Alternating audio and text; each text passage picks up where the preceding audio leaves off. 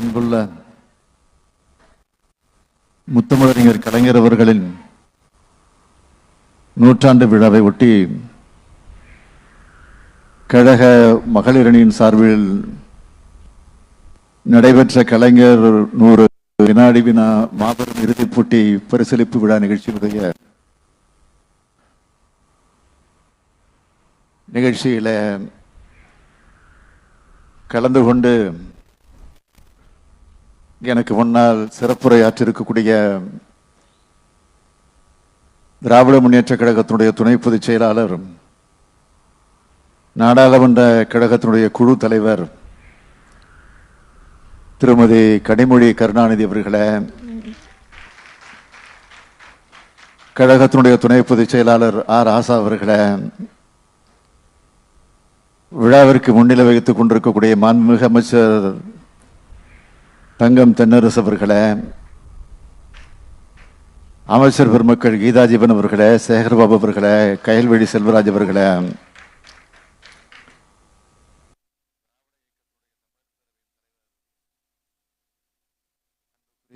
அண்ணன் சுபவி அவர்களே, தலைமை கழகத்தினுடைய நிர்வாகிகளே, நாடாளுமன்ற சட்டமன்ற உறுப்பினர்களே, மாவட்ட கழகத்தினுடைய செயலாளர்களே, கழக மகளிரணியினுடைய தலைவர் திருமதி விஜயா தாயன்பன் அவர்களே, செயலாளர் திருமதி எலன் டேவிட்சன் அவர்களே, மாநில மகளிரணியினுடைய தொண்டரணியின் செயலாளர் திருமதி ராணி அவர்களே, இந்த நிகழ்ச்சி சிறப்பாக அமைவதற்கு பல்வேறு வகைகளில் காரணமாக அமைந்திருக்கக்கூடிய கழகத்தினுடைய தொழில்நுட்ப அணியினுடைய ஆலோசகர் என்னுடைய அன்புக்குரிய திரு கோவி லலிதன் அவர்களே, கழக மகளிர் அணியினுடைய நிர்வாகிகளே, வினாடி வினா போட்டியில வெற்றி பெற்றிருக்கக்கூடிய மாணவ செல்வங்களே, இதில் கலந்து கொண்டு சிறப்பித்துக் கொண்டிருக்கக்கூடிய போட்டியாளர்களே, பல்வேறு அணிகளை சார்ந்திருக்கக்கூடிய சகோதரர்களே, பத்திரிகை மற்றும் ஊடகத்துறையை சார்ந்திருக்கக்கூடிய நண்பர்களே, தலைவர் கலைஞர் அவர்களின் உயிரினும் உயிரான அன்பு உடன்பிறப்புகளே, உங்கள் அனைவருக்கும் என்னுடைய அன்பான வணக்கத்தை நான் தெரிவித்துக் கொள்ள விரும்புகிறேன். திராவிட இயக்கத்துடைய கருத்துக்களை இங்கு கூடியிருக்கக்கூடிய இளைஞர்களுடைய நெஞ்சிலே பதியம் போடக்கூடிய வகையில நடத்தப்பட்ட கலைஞர் 100 வினாடி வினா போட்டியில வெற்றி பெற்றவங்களுக்கு பரிசுகளை வழங்கி சிறப்பிக்கிற இந்த விழாவில கலந்து கொள்ளக்கூடிய வாய்ப்பை பெற்றமைக்கு நான் உள்ளபடியே மகிழ்ச்சி அடைகிறேன், பெருமைப்படுகிறேன். தமிழ் சமுதாயத்தை அடிமைப்படுத்தினவங்களையும் தமிழினத்தின் வளர்ச்சியை எப்படியாவது தடை செய்த வேண்டும் என்ற உள்நோக்கத்தோடு இருந்தவர்களையும் நோக்கி பகுத்தறிவு பார்வையில் சுயமரியாதை உணர்வோடு வினா எழுப்பியவர் தான் நம்முடைய தலைவர் கலைஞர் அவர்கள். வினா எழுப்பினதோடு இல்லாமல் அரசியல் களத்தில் மறுமலர்ச்சிக்கான சட்டங்களையும் திட்டங்களையும் உருவாக்கி தமிழ் சமுதாயத்துக்கான விடியலாகவும் முன்னேற்றத்திற்கான விடையாகவும் இருந்தார் நம்முடைய தலைவர் கலைஞர் அவர்கள். எனவே தலைவர் கலைஞருடைய நூற்றாண்டுல வினாடி வினா போட்டி நடத்தி எங்கே திராவிட பட்டாளம் என்று கேட்கக்கூடியவங்களுக்கு இதோ இங்கே என அடையாளம் காட்டியிருக்கிறார் என்னுடைய அருமை தங்கை கனிமொழி அவர்கள். கலைஞர் 100 மட்டுமில்ல, இந்த தமிழ்நாடும் தமிழமும் கலைஞர் 1000 கூட கொண்டாடும். ஏன்னா தமிழ்நாட்டில் இருக்கக்கூடிய பல கோடி மக்களுக்கு லைஃப் கொடுத்ததால தான் கலைஞர் இன்னும் லைவாக இருக்கிறார்.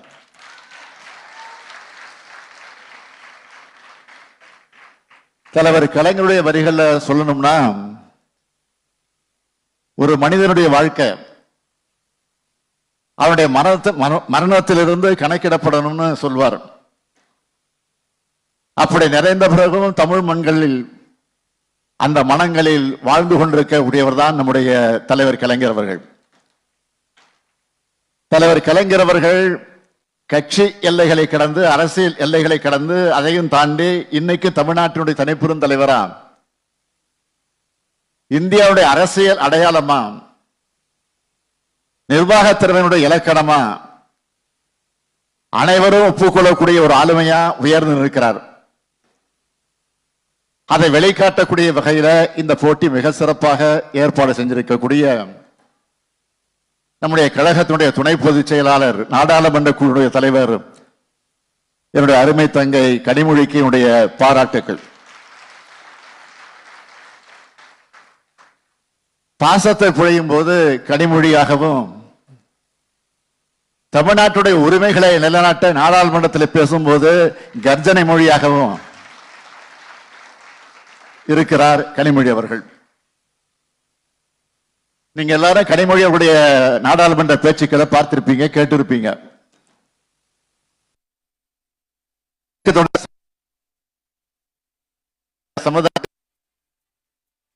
இந்திய நாடாளுமன்றத்தில் வீர மங்கையாக செயல்பட்டு வரக்கூடியவர் தான் நம்முடைய தங்கை கனிமொழி அவர்கள்.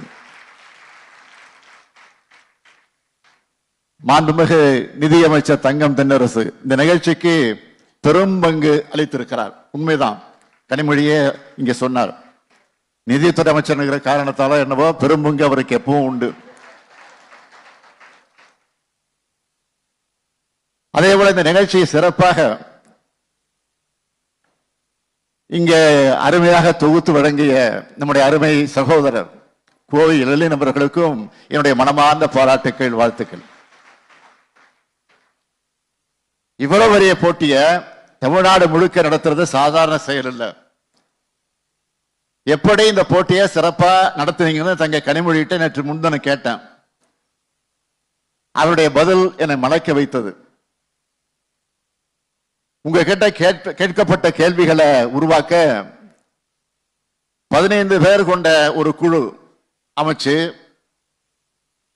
அந்த குழு 250 புத்தகங்களை ஆய்வு செஞ்சு, திராவிட இயக்கத்தோட வரலாறு, தந்தை பெரியார், பேரறிஞர் அண்ணா, முத்தமிழர் கலைஞர் அவருடைய வாழ்வு, தொண்டு, நம்ம திராவிட மாடல் அரசுடைய சாதனைகள், மக்கள் நல திட்டங்கள்னு 40,000 கேள்விகளை உருவாக்கி இருக்கிறாங்க. உண்மையை சொல்லணும்னா அவங்க கேள்விகளை கேட்டதை விட உங்களை படிக்க வச்சாங்க பாருங்க, அதுதான் உள்ளபடியே பாராட்டுக்குரியது.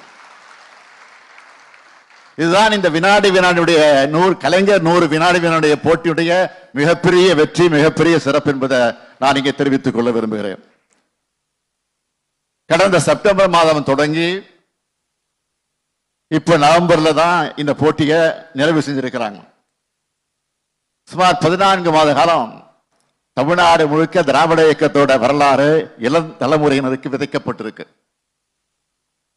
இந்த போட்டியினுடைய கேள்விகளுக்கு பதில் தேடி நீங்க தயாரானப்போ பழைய வரலாற்றை படிச்சிருப்பீங்க. அதன் மூலம் புது சிந்தனைகள் உங்களுக்கு உருவாகி இருக்கும். இந்த சிந்தனைகள் தான் இந்த இயக்கத்தை தொடர்ந்து வழிநடத்தும். தமிழ்நாடு மற்றும் புதுச்சேரியில் இருந்து 2 லட்சத்துக்கும் மேற்பட்ட அதிகமான போட்டியாளர்கள் பங்கெடுத்து இறுதி போட்டியோட வெற்றி என்பது புது சிந்தனையாளர்களை உருவாக்குறது தான். 2 லட்சம் பேரை திராவிட இயக்கத்தை படிக்க வச்சது மூலமா இந்த போட்டியோட நோக்கம் நிறைவேறி இருக்கு. 18 வயதுக்கு மேற்பட்டோர் அந்த பிரிவில முதல் பரிசு பெற்ற காஞ்சிபுரம் மாவட்டத்தை சார்ந்த கபிலன், உதயகுமார், நரேஷ்குமார், 2வது பரிசு பெற்ற விழுப்புரம் மாவட்டத்தை சார்ந்த ஜெயபாலன், சோபியா, மோகன்ராஜ், 3வது பரிசு பெற்ற சிவகங்கை மாவட்டத்தை சார்ந்த மோகன், தியாகராஜன், மாதவி, நாகமுத்து, 4வது பரிசு பெற்ற மதுரை மாவட்டத்தை சார்ந்த கதிர்வேல், லட்சுமி, தீர மகாராஜன். அதேபோல் 18 வயதுக்கு உட்பட்டோர் பிரிவில் முதல் பரிசு பெற்ற மயிலாடுதுறை மாவட்டத்தை சார்ந்த வள்ளிக்கண்ணு, சித்தி பிரவிஷா, தர்ஷினி. இரண்டாம் பரிசு பெற்ற மதுரை மாவட்டத்தை சார்ந்த நிதின் தங்கவேல், அஜித் குமார், ஷேக் அமீன். மூன்றாம் பரிசு பெற்ற சேலம் மாவட்டத்தை சார்ந்த ரஞ்சனா, ராஜஸ்ரீ, ஸ்ரீநதியா. நான்காம் பரிசு பெற்ற திருவண்ணாமலை மாவட்டத்தை சார்ந்த கோவிகா, வெண்ணிலா, வேல்முருகன். வெற்றி பெற்ற அனைவருக்கும் என்னுடைய மனமார்ந்த வாழ்த்துக்கள், பாராட்டுக்கள். உங்களுடைய வெற்றி சாதாரண வெற்றி இல்ல. 2 லட்சம் பேர்ல இருந்து நீங்க வென்றிருக்கீங்க. திராவிட இயக்கம் 100 ஆண்டுகள் கடந்த இயக்கம். இதோட வரலாற்றை முழுமையா அறிந்து, தெளிந்து, புரிஞ்சு, அதை மனதில் பதிய வச்சிருக்கக்கூடிய வகையில அந்த அடிப்படையில அந்த தகுதியை இன்றைக்கு நீங்கள் பெற்றிருக்கிறீர்கள். உண்மையை சொல்லணும்னா இப்போ நீங்க எல்லாருமே டிராவிடியன் என்சைக்ளோபீடியா. உங்களை சிலர் பேட்டி கொடுத்தது பார்த்தேன். ஒவ்வொரு வெறுமன வார்த்தைகளால் புகழாம திமுக செஞ்ச சாதனைகளால் புகழ்ந்து பேசியதை பேட்டி தந்ததை பார்த்து எனக்கு மகிழ்ச்சியும் மனநிறைவும் கொடுத்துச்சு. சில நாட்களுக்கு முன்னால இதே கலைஞர் அரங்கத்தை தம்பி உதயநிதி ஏற்பாட்டில் நடத்தப்பட்ட என் உயிரினும் மேலான இறுதி பேச்சு போட்டிக்கு 182 பேர் கூடுனாங்க. அதுல இருந்து 3 தேர்ந்தெடுத்தாங்க. அந்த 182 பேரும் இப்ப தமிழ்நாட்டு மேடைகளை முழங்கக்கூடிய காட்சியை பார்க்கிறோம். பேச்சு போராளிகளாக இன்றைக்கு அவங்க வளம் வந்துகிட்டு இருக்கிறாங்க. இப்போ திராவிட களஞ்சியமா நீங்க உருவாக்கப்பட்டிருக்கீங்க. இந்த காட்சி தான் என்னை மட்டுமல்ல, இந்த இயக்கத்தில் இருக்கக்கூடிய அத்தனை பேரையும் இன்றைக்கு பெருமைப்படுத்திக் கொண்டிருக்கிறது. பாராட்டக்கூடிய வகையில இன்றைக்கு அந்த பணியை நீங்க தொடங்கி இருக்கிறீங்க. இந்த மாதிரி நிகழ்ச்சிகள் தான் எனக்கு பெருமையும் மகிழ்ச்சியும் தரக்கூடிய நிகழ்ச்சியாக அமைந்திருக்கிறது. முதலிடத்தை பிடிக்கக்கூடிய அணிக்கு 10 லட்சம் ரூபாய் பரிசு தொகையும், 2ஆம் பரிசு ரூபாய் 6 லட்சமும், 3ஆம் பரிசு ரூபாய் 3 லட்சமும், 4ஆம் பரிசு ரூபாய் 1 லட்சமும், வெற்றியாளர்கள் எல்லோருக்கும் சான்றிதழும் வழங்கப்பட்டிருக்கு.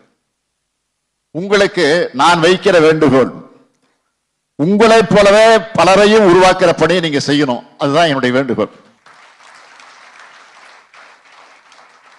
இது வாட்ஸ்அப் யுகம். வாட்ஸ்அப்ல யாரோ ஃபார்வர்ட் செய்யற செய்திகளை ஆராய்ந்து பார்க்காம உண்மைன்னு நம்பக்கூடிய ஒரு கூட்டம் இருக்கு. அதுக்கு முற்றுப்புள்ளி வைக்கணும்னா உண்மை வரலாறுகிற மக்கள் கிட்ட கொண்டு போய் சேர்க்கணும். எல்லோரும் எல்லா புத்தகங்களையும் படிச்சிட முடியாது. அவங்களுக்கு கேப்சூல் மாதிரி வரலாற்றை திரட்டி நாம புகட்டணும். அதுக்கு இது போன்ற போட்டிகள் மிக சிறந்த வழிமுறையாக இருக்கும். அருமை சகோதரி கனிமொழிக்கு வைக்கிற வேண்டுகோள் இல்ல, உரிமையோடு சொல்றேன், இது மாதிரி கருத்துக்களை விதைக்கிற களப்பணியை நீங்கள் தொடரணும். பேசி பேசி வளர்ந்த இயக்கம் இந்த இயக்கம், எழுதி எழுதி வளர்ந்த இயக்கம் இந்த இயக்கம். அப்படி பேச்சாளர்களை, எழுத்தாளர்களை இளந்தலைமுறையிலிருந்து உருவாக்கணும். புதிய புதிய செய்திகளை புதிய புதிய கோணத்துல சொல்லணும். சொல் புதிது, சுவை புதிது, பொருள் புதிது என்ற வகையில் சொல்லணும். மிக மிக மிக மிக நீண்ட வரலாற்று தகவல் கூட மிக சுவையா மக்கள் மனசுல பதிகிற வகையில சொல்லணும். நம்ம கொள்கைகளுடைய பேச்சு நறுக்குன்னு இருக்கணும், சுருக்கமா சொல்லணும். ஒருத்தரோட பேச்சு மூளையை தொடணும், அதன் மூலமா அவங்க மனசுல போய் ரீச் ஆகணும்.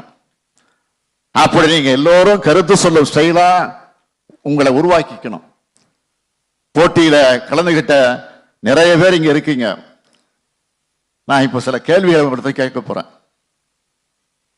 3 கேள்விதான். பதில் தெரிஞ்சவங்க உட்கார்ந்து சொல்லுங்க, சத்தமா சொல்லுங்க போதும். முதல் கேள்வி, லெலின் தான் இப்ப உங்களுக்கு கேள்வி கேட்டாரு, இப்ப ஸ்டாலின் கேட்க போறாரு. முதல் கேள்வி எளிமையானது. மானமும் அறிவும் மனிதருக்கு அழகுன்னு சொன்னது யார்?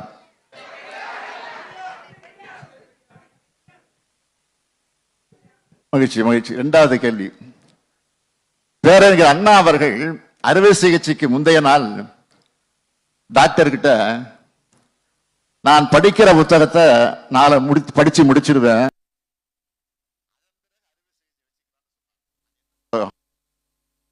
மாஸ்டர் கிறிஸ்டியன், வாழ்த்துக்கள். மூன்றாவது கேள்வி, தந்தை பெரியார் எனது பகுத்தறிவு சமூக பணியின் முன்னோடின்னு யார சொன்னார்? யார சொன்னாரா?